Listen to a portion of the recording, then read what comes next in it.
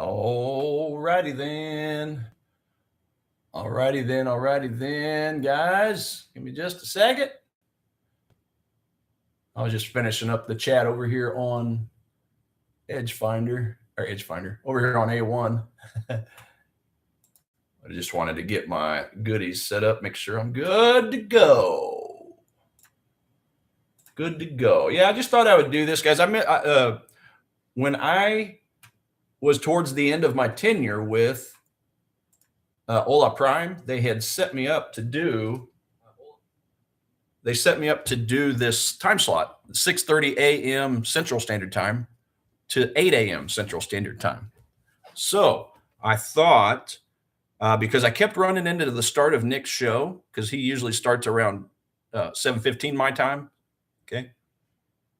Rather than bumping into his show, I thought, well, I don't want to do that, because I kept forgetting. If we take a look on his deal, and I'll get my screen shared. Share, okay. So the times are different for me and Nick. He's an hour ahead of me. So every time I would look at the live stream, I would see 8:15, and I kept thinking Central in my head. So it took me a while to realize, oh, duh, that's a different time frame.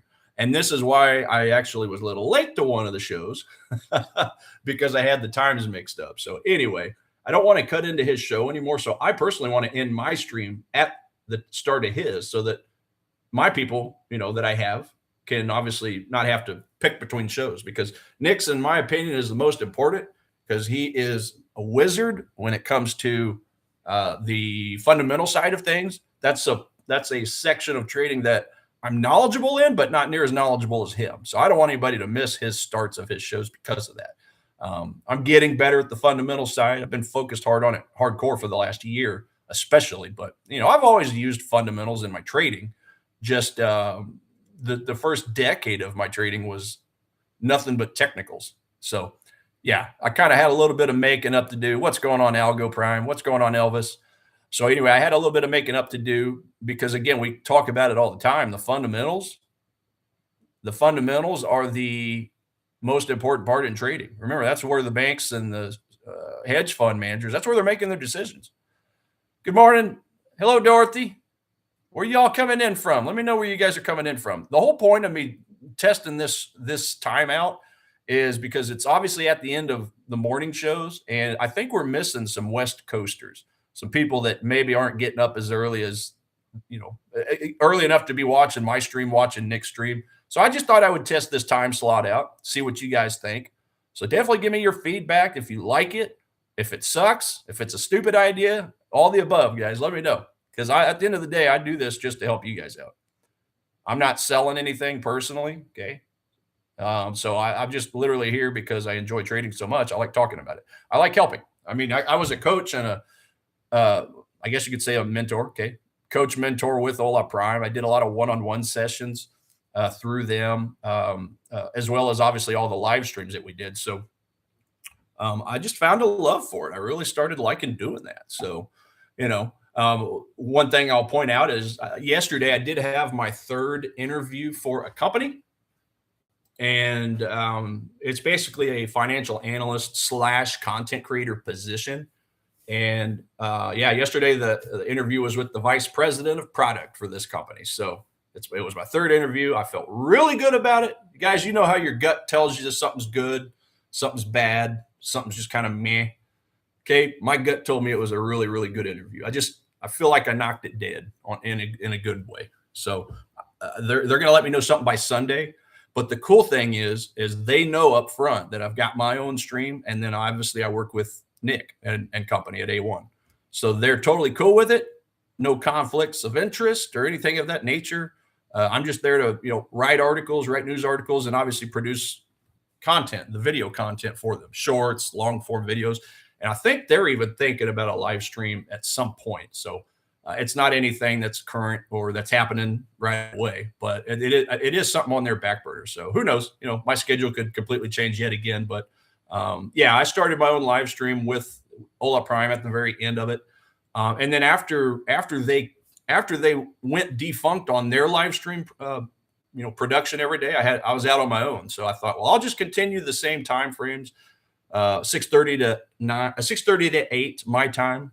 But again, Nick's show starts at 7:15 my time, so I didn't want to cut into the show. So anyway, I say all that to say, let's test this out. Let me know what you guys think about the time slot. And yeah, the floor is yours. The floor is absolutely yours. If you guys have any questions on anything, okay, obviously we can get into charts, we can get into the edge finder tools and everything. Or if you have any just basic questions on supply and demand. You guys hear me blabber all the time about supply and demand. What the hell is that? How do I find supply and demand zones? So, anything. If you have any questions, just let me know. Let me have a look over here. Dorothy's from the Philippines. Okay. Nick's show and follow you up here. Okay, I appreciate it, Dorothy. Yeah, I used to work with a couple people from the Philippines. We used to work at American Eagle. It's one of the largest clothing brands here in the States. I think they might have even went to the Philippines also, like opened up stores. I don't know, but awesome people. Very awesome people. Elvis, can you talk about order blocks and stuff? Yeah, absolutely. Yeah, we might as well just go through a couple slides of that. Let me take a look. I'm just looking over here on my trading computer because I might have like a little bit of a template for that. Oh gosh, dang it. I hit the wrong button. Yeah, the whole point in supply and demand zones is chasing down unfilled orders. Just in a very basic nutshell, that's what that means. So let me just take a quick peek. I might have this, I might not. But either way, I can just show you on a chart. Yeah, no big deal. So when it comes to supply and demand zones, if we take a step back from a 30,000 foot view and think about the way trading used to be done before the computer came out, the lane or the people that worked on the floor, they would have stacks of buy orders in one hand, and then they would have stacks of sell orders in their other hand, physical orders, real slips of paper. So where I learned supply and demand was from one of the guys that was on the floor of the Chicago Mercantile Exchange. And he basically figured out a way, whenever the computer age came about, he figured out a way to take that physical look at your orders and how they used to match them. And because that's all he used to do all day long, just match orders, match orders, match orders. And he would notice where the stack of orders for whatever price was the biggest. Okay. Where were the most stacks of orders? Because if you have a gigantic stack of orders in one hand and you've got a small stack of orders in your other hand, well, when price comes down to this big stack of orders, it's going to clean out these sell orders. And then what's price going to do? It's going to go right back up because it's got to chase more orders. It's got to chase more supply. So that, in a nutshell, is the basic idea of supply and demand. The bigger the stack of orders, the better chance it has of grabbing price and pushing it right back up to seek more supply. And the exact same thing is true in reverse for, a larger stack of sell orders, meeting a small stack of buy orders, right? Price is going to come down or price is going to come up. It's going to touch. The supply orders are going to outweigh the demand orders. So if supply exceeds demand, supply has to drop, but price has to drop to find more demand. So that is a very basic way of explaining it. And as far as a chart, we can see the same thing. Oh, thanks, Son FX Pro. Appreciate it, man. I try, man. So on a chart, if I just go over here and just go to reset my chart, I'm going to turn off all my drawings for a second. I'm going to turn that off. I'm going to turn off my moving average ribbon. I'm going to turn off my sessions tool. And I'm only going to keep on my supply and demand tool. Guys, there's a free tool on TradingView for this. Okay. Indicators. You can just type in supply and demand. Okay. The one I use is here. Now, I don't really use this anymore just because I've seen thousands and thousands of zones, guys. I can spot them on a chart in 2 seconds. But if you're a beginner and you're trying to understand the basics, I would encourage you to go find this tool. It's the coder. Okay, the Pine script writer is right here, JP7FX, looks like. But it just supply and demand order block. Okay, simple as that. But yeah, you just click on that. I don't want it up there twice. Sorry, I didn't mean to do that. And let me turn off that moving average ribbon. So it'll automatically plot them on your chart for you. Now, these are by the books. I've kind of personally kind of altered the, what I deem as a zone a little more than this, but this is straight by the book zones. So all it's pointing out is the places where price consolidated and then had a big, strong move up. So the way it's calculated is if this is a demand zone, it's going to say, okay, it's going to wrap a rectangle around the last red candle down before the big, strong move up. Now, if I turn off the tool, you'll see that this is indeed a red candle. But when you have the tool on, it just kind of colors the candles funky. Last red candle before a big move up. And up here, we got another one. Trying to zoom in over here. Last red candle down before a big, strong move up. Okay. The point is, and one thing I've added to it is the gap. Okay. For me, I want to see a gap. So like this one is drawing this up as a demand because we have a gap. Now, it doesn't have to necessarily be, just air and space. Because if you think about this candle right here, for example, okay, this candle right here, if you think about that, obviously there's a gap, but it would, you can also think of it as just a continuation of the candle from the start down here. Right. Let's just, and I can't really put the candle exactly where I want it just because it's kind of weird, but where you see an open gap, you can also imagine that that whole entire move is a big green candle, if that makes sense. Elvis, 12 years, man. I took classes in 2014 for stocks. I took the same class twice just because they offered free retakes after you pay for the class. So I took those in 2014, and then in 2015, I took Forex.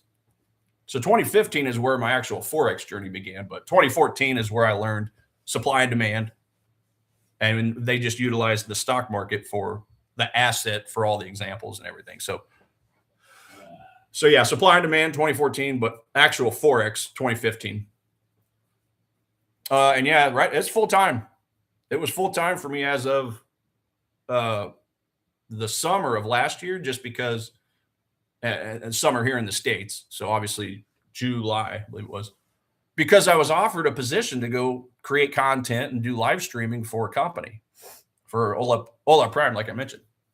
They had a 6-month budget set, just kind of as a tester, if you will. So obviously, when the end of the 6 months got, drew nigh, they were out of budget, and they decided we couldn't get enough viewers just as a collective company. There were some things that, just didn't quite jive. So long story short, they had to cut us all loose. But they did say that they could potentially look at bringing us back possibly later this summer. So we'll see. I don't know, but I may be busy by then because I may have this other job. But anyway, yeah, creating content, that's just something I like to do. I really enjoy it. Yeah. The real reason. Oh yeah. Yeah. Yeah. Yeah. I mean, I'm a salesman at heart. I've done a lot of sales positions, and I used to do a lot of medical transport. I think I've mentioned that a time or two on the streams.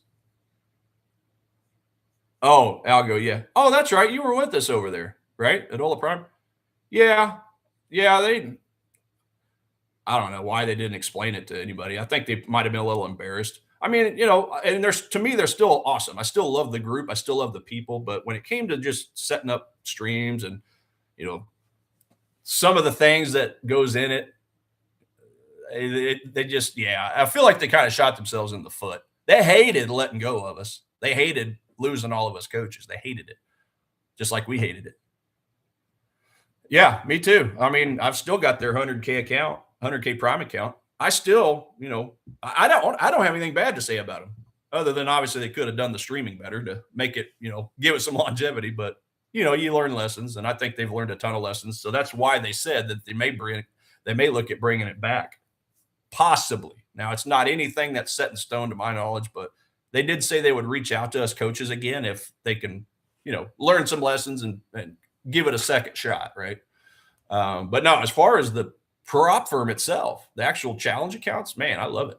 I absolutely love it. You guys hear me talk all the time about the actual trade locker platform. I mean, that's what this is. Now, this is one of my other accounts. So I also have an account with Top One Trader. Is that right? Yeah, Top One Trader.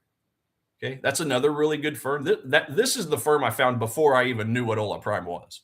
So this is a challenge account I got with them. But yeah, it's the same as Ola Prime as far as the trading platform. I just love it, man. It's just like Trading View. I mean, everything's very intuitive and very simple. As far as placing an order placing is easy on this. You just simply, and it's all right here at a press of a button. You hit your SL for your stop loss. You move it wherever you want it. Make sure you hit buy or sell here, whatever it is you're wanting to do. Click your TP for your take profit. You can click and drag it. Then you can put in your risk. What I like about this platform the most is you can either put in a dollar amount right here, or you can click the arrow over here on the right, and it'll allow you to change it if you want to put in a different percentage of your account, guys. This is how I do it, because now I know every single trade I get in and out is either going to be a 20% or 0.2%. I'm sorry, guys, or 0.25%. Or 0.5%, a 0.5%, right? Or 1% if you're starting to get edgy, or 2% if you're just out of your damn mind, right? That's what I love the most, is the intuitiveness of knowing exactly how much you're going to risk on that trade. I love this. You would think that they would make it this simple. You would think they would make it this simple on all the other platforms, but it's just not the case. It's just not the case. But anyway, yeah, just that one thing alone is what brought me to them. And not to mention, they use, obviously, the intuitiveness of the Trading View style charts. Because too many of these other platforms they got order entry screens and everything. It just looks like it's from the 1990s. And it's funny me saying that, because my first thought would have been to say 1980s, but I guess 1990s is now old. So I guess I'm getting old now. All right, Algo, you take care, man. Take care. Yes, of course, it's still okay. So anyway, guys, yeah, we got, if you guys have any questions, I still got 20 minutes. If you guys have any other questions for me, let me know. If you want to check out a chart, if you want to check out, anything on the Edge Finder or whatever, just let me know. I did want to refresh Financial Juice to see if we had anything new. I did see, by the way, that's what I was going to point out. They did put a note up here in red earlier saying traders no longer fully price in one Fed rate cut. Okay, that's good to know. Wonder why that is. Well, let's go find out from our CME tool, ladies and gents. Much on fundamentals as the others do. Yeah, Elvis, that's what I said at the outset. So with when it comes to me, I've always looked at the fundamental, the economic calendar, but one thing that I changed whenever I started hooking up with Nick and company is looking at everything as a whole, like he does on the Edge Finder. They're a lot more smarter and a lot more knowledgeable than me on the fundamentals. Okay, full transparency. But where I spent the first 10 years of my trading career, it was all technicals. Now, I would pay attention to the calendar to see, okay, today we have unemployment claims. I know that that's probably going to give us not much of a movement. So I understood all the reports. But here's what I would do, and here's where I went wrong, Elvis. I would look at today and say, okay, neutral unemployment claims. Actually, let's do this. Let's do this. I'm just going to get rid of the yellows and the oranges so we can only look at the reds. Here's where I went wrong. So on yesterday, I would see, okay, we got our CPI, and I would focus on CPI today or that day. And then we come into today, and I would say, oh, okay, we got unemployment claims. And then I would totally forget about the inflation numbers the day before. and think that what was in front of me was the most important thing. Oh, that's going to be the report that takes my trade potentially to my take profit. And then I would come in on a Friday, like we got tomorrow, and say, oh, okay, look, we got PCE, we got GDP, we got JOLTS. And then I'd forget about all the previous days, unemployment claims. I'd forget about the CPI because I would think at the time, what's in front of me is the only thing that matters. So for me, I got the Edge Finder right at about 13 months ago, I guess. So back when did I get it? End of last February. So ever since then, that's where I've started looking at everything as an aggregate and not forgetting about the previous days. Because when we look at the when we look at the Edge Finder, we go look at the US dollar as a good example. This is really what changed my trading because I was in a $9,000 hole on my challenge account. All because I was just mainly looking at just the technicals. As soon as I added the Edge Finder to my repertoire, you guys have probably heard me say this on streams before. It very quickly got me back to break even because I was actually following what the big banks and the institutions are looking at, which is the fundamentals. So for me, knowing that we don't have to be economists, guys, we just have to know the basics of this stuff. For me, I just started going in and reading a couple paragraphs. Well, what is the GDP, the gross domestic product? I've always known of these reports. I've just never really dug deep into them to fully understand them.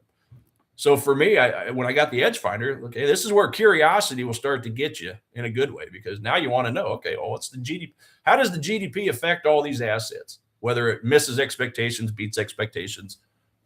But not only that, but if this is neutral, like you see here, okay, now we've got the services PMI. That's a good release for this pair.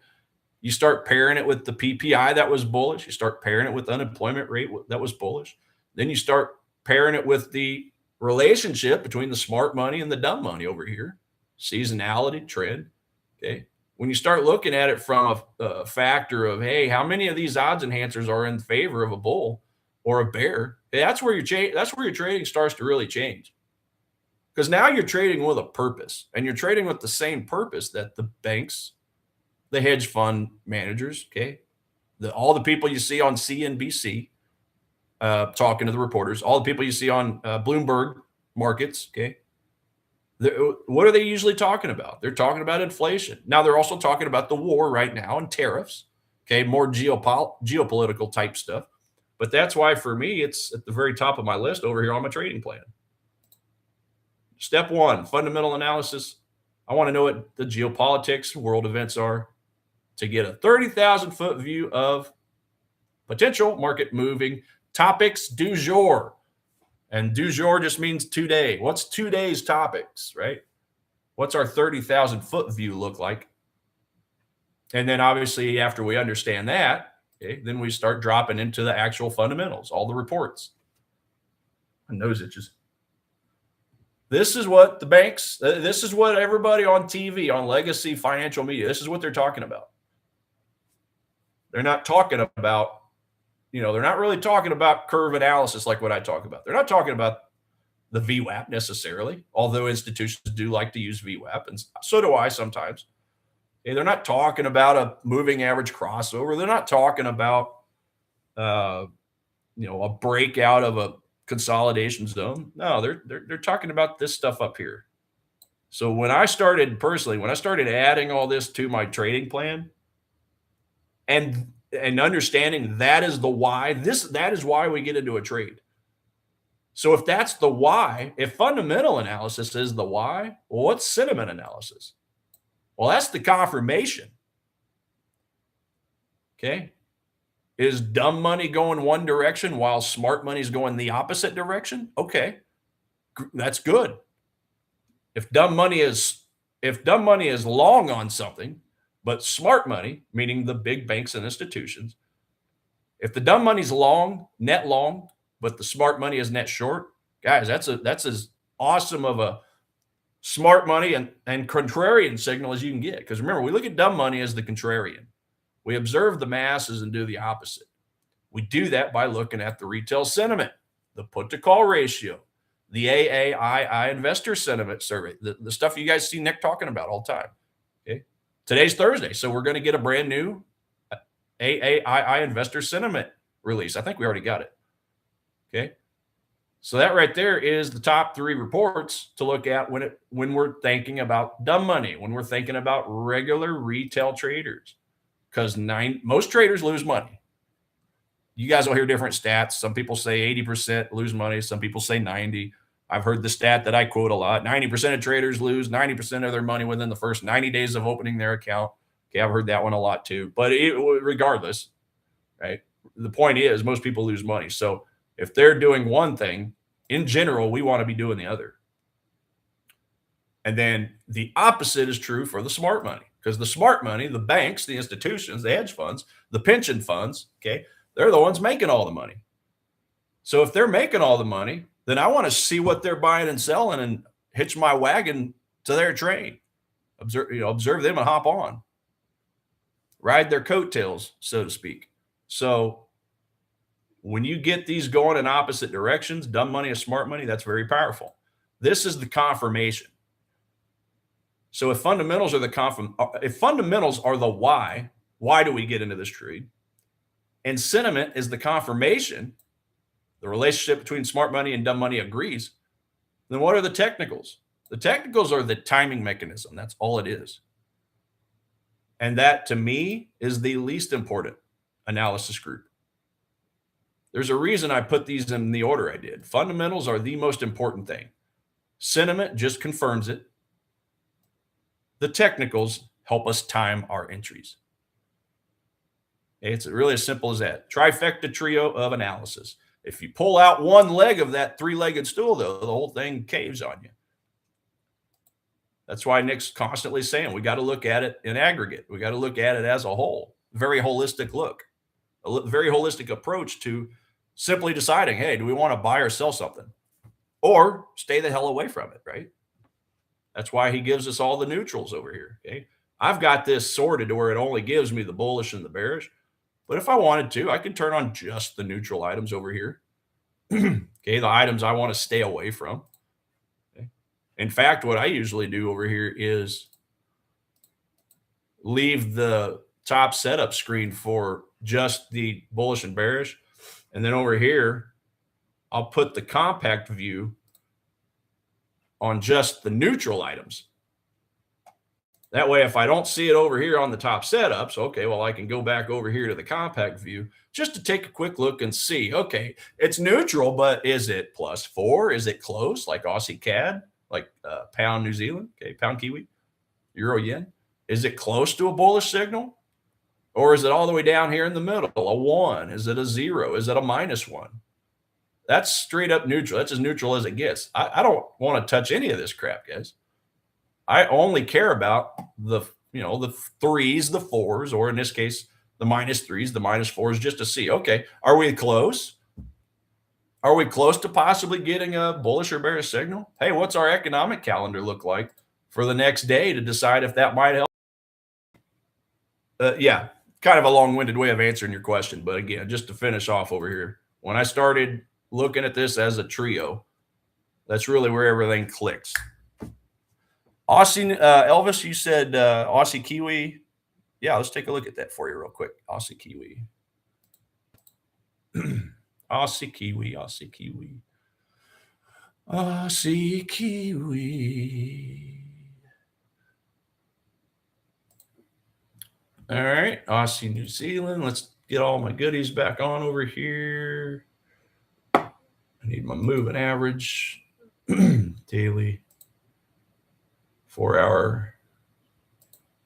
There we go. And sessions. And you're interested in 196, the 1.96 level, you said?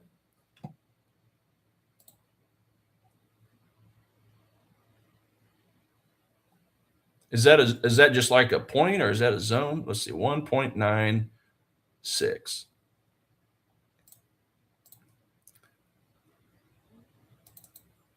$1.96.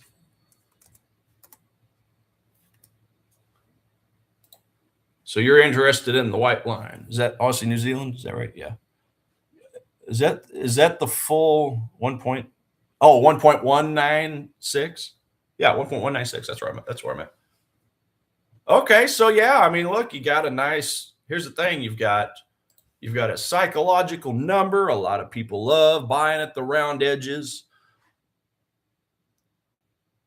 The only thing I personally would say is, and not only that, let's see here, you've got, you're pretty close to touching a form of resistance, but is it because the psychological number? Is that why you want to enter that? I'm just curious. Because the reason I ask is because I don't, we would basically, if it were me now, okay, I'd be looking for a demand zone, right? So I've already got one kind of created down here. Let me go to a 4-hour. Okay, for me, this is our swing low. This is our swing high because we've broken a structure. So that's for me where I'd be wrapping my curve analysis tool, okay, and just finding where my thirds are. So where your white line is, yes, it is kind of utilizing this as a little bit of a form of resistance, but it's still technically in the middle. So for me personally, it's not as much of a discount as I would like to see. This is down here for sure, because this is the first demand zone that we see. Let me zoom into this point for you, see if this helps. Okay, so remember, like I drew the highlight tool earlier, this is my, come on. This is my impulse leg, right? I know that because we broke a structure over here and it just kept going. So that's a very strong impulse leg. And I do that by finding swing low and swing high. So now I want to find my 3 quadrants, find out where my discount zone is. So yeah, definitely down here where your price is. Now it's at the lower end of the middle, okay, but it is still the middle. So it's a better discount for you buying down here than it is obviously anywhere up here. But I would just look for those zones, man. As far as how to find a zone, yeah, like I say, we'll look for where did price base before shooting upwards or shooting downwards. So if we look down here at the bottom, when this price leaves the zone, okay, this green leg is now the leg out candle. But then when you look at the candle after, it left us a gap. This is our fair value gap, right? This is our fair value gap. This fair value gap represents an inefficiency in the market. Now, you guys have probably seen all over YouTube where people actually trade fair value gaps. So meaning when price bounces in, they place their buy orders in there. Okay. I don't agree with it because there's no orders. That's where there were no orders. And price just shot through that range without even returning. Well, why did it leave the range in a hurry like that? Why did it leave this gap in place? Well, it left the gap in place because demand heavily exceeded supply down here at the bottom where the consolidation is, right? Talking about the green box I drew up. I'm drawing it up from this candle because it's basically an indecision candle because it's got a wick. That's where the consolidation takes place during that 4-hour period of trading, okay, that 4-hour candle.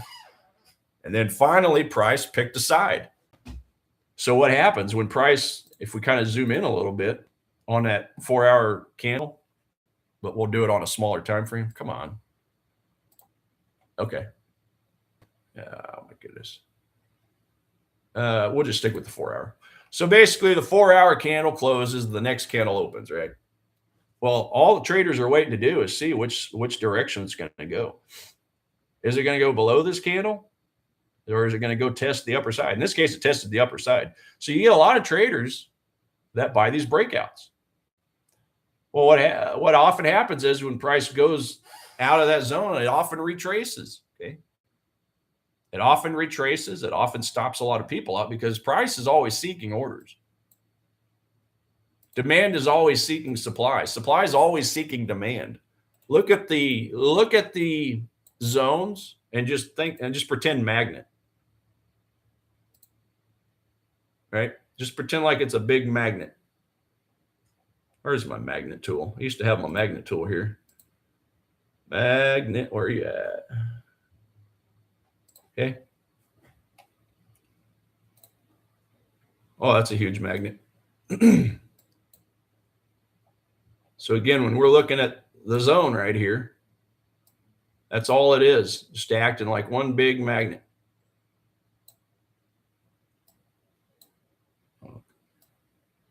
Well, I thought I could spin it sideways, but apparently I can't. Anyway, okay, magnet. Price is up here. The magnet's sucking price down to it because price is seeking out unfilled orders so it can get another bounce and push upwards to where we get this. Okay. Now this is the same. This works the same on any time frame. Did you lose my screen again? Oh my goodness. Let's try it again, ladies and gents. Let's try to get my screen back up real quick. There we go. Does that work? Did that work for you guys now?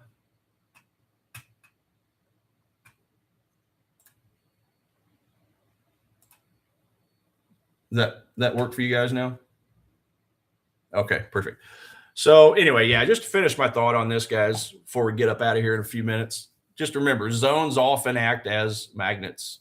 So, the whole point is to suck price down to the magnet area where the unfilled orders are waiting. Because here's how this happens. Okay, in general, institutions will start layering up here. Maybe they're starting to accumulate their position. See, we had a little bit of distribution up here. Going back to Wyckoff theory, distribution, price is going down, and now they're reaccumulating to push up. They can't just put in their full order down here like you and I can, right? If they put in a full order of whatever it is, maybe they're trying to put in 100,000, $1 million order, $50 million order. If they do that down here, they're going to get the worst fill ever because price is going to shoot up too quick, and they're going to get fills maybe a little bit up here, a little bit up here. They're going to get horrible slippage. Now they'll get orders put in down here, but as price moves up and seeks more supply, then they're going to get a worse fill, right? So think of every one of those rectangles I just drew up as spots where that bank or that institution with that ginormous order is getting more and more order filled. Price has to go up to find enough supply. If you have $1 million order down here, it's not likely you're going to have $1 million worth of supply just hanging out in the same zone, in the same area. So price is forced to go higher and higher and higher to fill that order. That's why they don't do, market orders on a full position. They got to layer their stuff in. So if they start doing this, if they start layering their order in or accumulating their order down here, what do they want to do? They ultimately want to fill more of their order in that price so they can start playing around with price when it gets up here, anywhere up here really, and start manipulating and push the price down. Okay. All they really got to do is just put enough of an order in to start pushing price down, and then the retail traders come in and do the rest of the work for them. Because why? Because the average retail trader trades breakouts. So if the bank puts in enough order to get price moving down, then your retail traders who like to buy breakouts for some reason, they're going to pile on to the shorts and short and push price all the way down. Okay, if price comes all the way back to the demand zone, this gives that institution an opportunity to maybe put in more of their order or fulfill the rest of their order when price gets here. So this is why we follow what banks do. This is why I follow what banks do, so that when price comes back down, I can hop in and fill my order along with the banks, the rest of their order. Okay. And that's why I like to buy in these demand zones and short in the supply zones. So that's just a little bit deeper of the question that you asked me about, zones and things. Think like a bank, guys. I'll wrap it up with this, but that's the whole point. We just want to think like a bank. If we think like a retail trader and buy breakouts every 5 minutes, we're going to become the liquidity that the banks need to fuel their moves in the opposite direction. Okay. So a lot of good, I'll probably just do this a little more often from time to time, just create, just kind of talk about zone structure and market structure and how it really works, maybe for this second part. But yeah. And by the way, I am going to create those on my Trade Like a Tiger YouTube page so that you guys can find a playlist of how-tos, if you will. So look for that. I'll get more details on that. First things first, I got to get this damn job landed so I can have some established money coming in again. And I should know something by Sunday, the guy said. So with that, ladies and gents, I'm going to hop up out of here. If you guys like this, definitely let me know. Give me a thumbs up. And I'll probably do the same thing tomorrow for sure. Because again, I don't want to interfere with Nick's stream. So I'll do 45 minutes in the morning starting at 6:30 a.m. Central Standard Time. And then at 7:15, when Nick starts, okay, Central Standard Time again, then I'll hop off. I'll do my other 45 minutes after, just like I did today. So hope you all enjoyed this. If you would, let me know. Give me some feedback. And I'll be back tomorrow, 6:30. Have a wonderful day, y'all.